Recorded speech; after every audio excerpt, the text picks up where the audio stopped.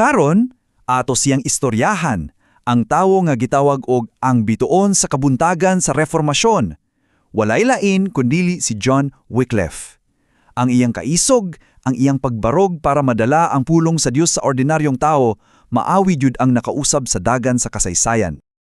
Okay, hunahuna ko nun ha.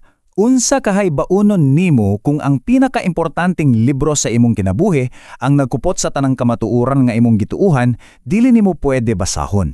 Gidili para nimo. Murag lisod tuhaon no, pero maugid na ang realidad sa milyon ka tawo kanyato.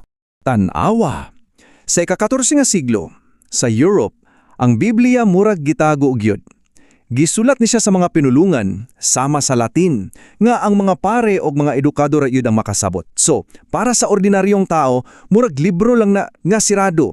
Dili gyud nila maablihan. O ang simbahan, sila ragyud ang naay Yahweh para maablihan na.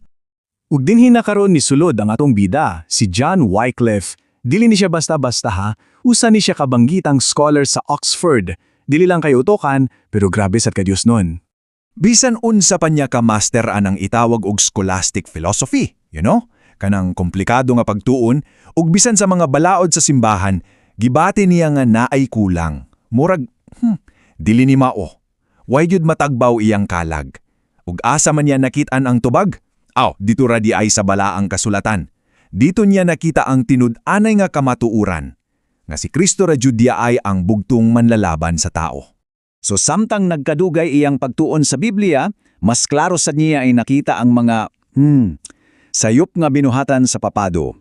Ug tungod kay grabe man jud iyang commitment sa kamatuuran, way laing padulngan, direkta gid siya ang nakigbangi sa Roma.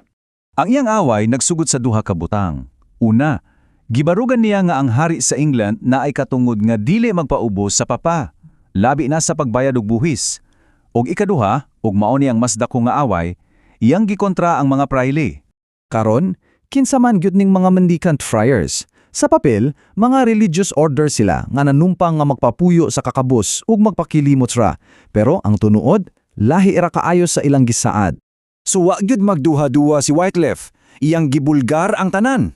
Matud pa niya, gihimo nilang murag makaulaw ang pagtrabaho. Unya namaligya silag pasaylo sa sala. Imagine that. Ug samot pa, nagpuyo sila gluho samtang ang mga tao nakalisod. Basically, gikontrolar nila ang mga tao gamit ang kahadlok ug mga istorya nga dili tinuod. Nakarealize si Wycliffe nga para mabungkag ning sistema sa pangilad, kinahanglan niya mas gamahanan nga armas. Usa ka butang nga direktang ihatag sa mga tao, usa ka butang nga dili jud mapugnang sa Roma. Pero sa dihang nagpadayon siya sa iyang buhat, kalit lang, nagkasakit siya grabe. Siyempre, ang iyang mga kontra, ang mga praile, nalipay, nagdali-dali sila adto sa iyang higdanan. Nagunahuna sila, mauna ni, hapit na mamatay, mahadlok na ni, mubakoy na gid ni sa tanan niyang gisulti batok nato. Og maog yun ni ilang giingon, nagtuugid sila nga matayog na siya sa kahadlok sa kamatayan. Naghuwat sila nga muingon siya, okay, sorry, sayop ko. Pero kinsay tubag ni Wycliffe?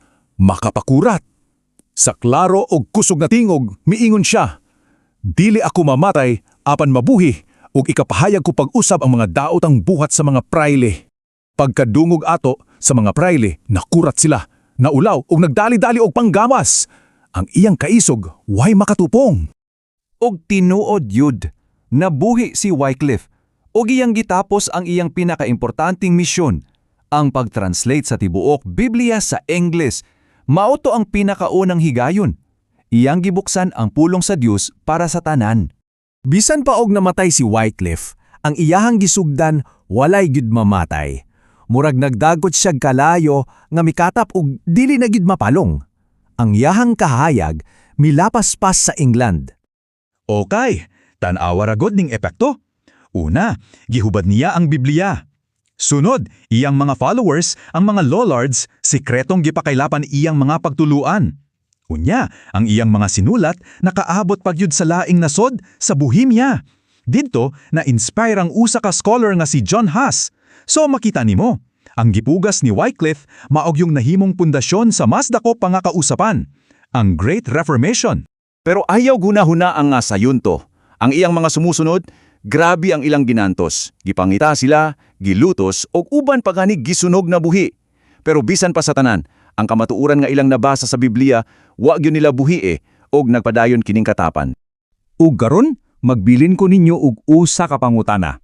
Sa atong panahon karon nga murag naa na tanan sa internet, unsa pa kaya ang mga libro o kamatuuran nga gitaguan gihapon ganita natok? Ug mas importante, kinsa man kaya ang mga modernong Wycliffe karon? Ang mga tawo nga may sugong na ning kamot nga maablihan ni para sa tanan?